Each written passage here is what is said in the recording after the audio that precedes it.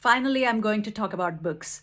I just finished reading a novel. The name is His Monkey Wife or Married to a Chimp. That's the title. His Monkey Wife or Married to a Chimp.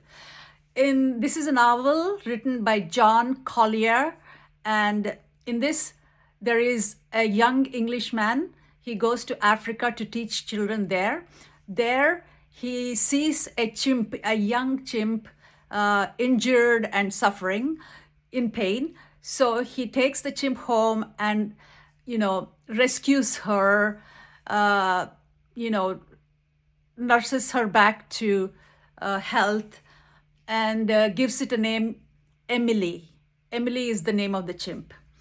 Unbeknownst to this man, Alfred, Emily reads all his books that are in the house, and she becomes very sophisticated intellectually. And also falls in love with Alfred. So Alfred doesn't know that she's becoming civilized by reading his books, and Alfred doesn't know either that Emily has fallen in love with him. So finally, Alfred is returning to England, where his fiancée,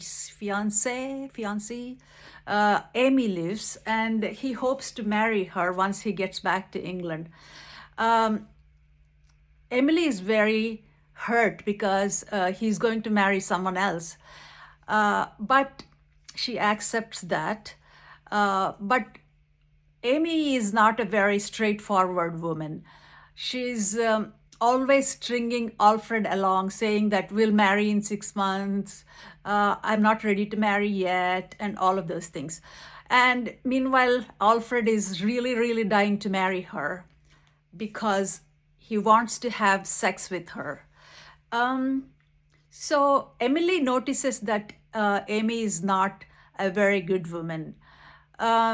Meanwhile, Emily becomes Amy's maid and helper, and secretly she also goes to British Museum and reads a lot of books. And then, so finally Amy agrees to marry Alfred. And Amy wants Emily to be the bridesmaid so that the English papers will write about this strange wedding where the bridesmaid is a chimp. That's her idea. And so she buys outfits, bride's outfit and bridesmaid's outfit. Bride's outfit for Amy and bridesmaid's outfit for Emily. But when Amy calls Emily to help her dress, Emily threatens Amy and switches the dresses. So now Emily the chimp is wearing the bride's outfit, and Amy the human is now wearing the bridesmaid's outfit.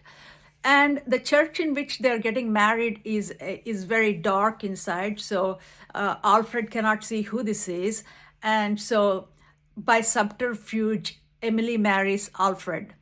But this becomes a disaster because Alfred wanted to marry Amy, and Amy is very humiliated that Alfred could not tell that he's marrying a chimp. And so they both become very distraught, and Alfred becomes so depressed that he becomes homeless and penniless.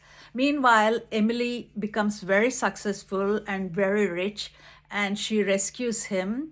And finally, Amy's real colors are revealed to Alfred, so he's disillusioned with Amy, and he's very, very happy that Emily is his wife, and they both return to Africa.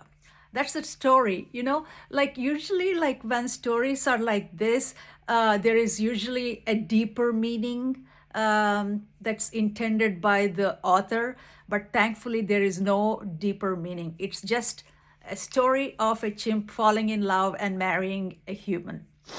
But one thing that was not addressed in this book and remains in the minds of the readers, if the readers are like me with their minds in the gutter, they would say, like, how do they have sex, and can Alfred live without sex?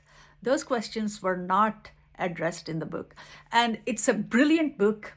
It really launched the career of John Collier. He became a very, very famous writer, and he also wrote a what is it called? Screenplay for Hollywood movies. If you want to read it, it's very, very, very, very funny and very, very amusing. It's called Married to a Chimp, or His Monkey Wife. Okay? Read it. It's really very good.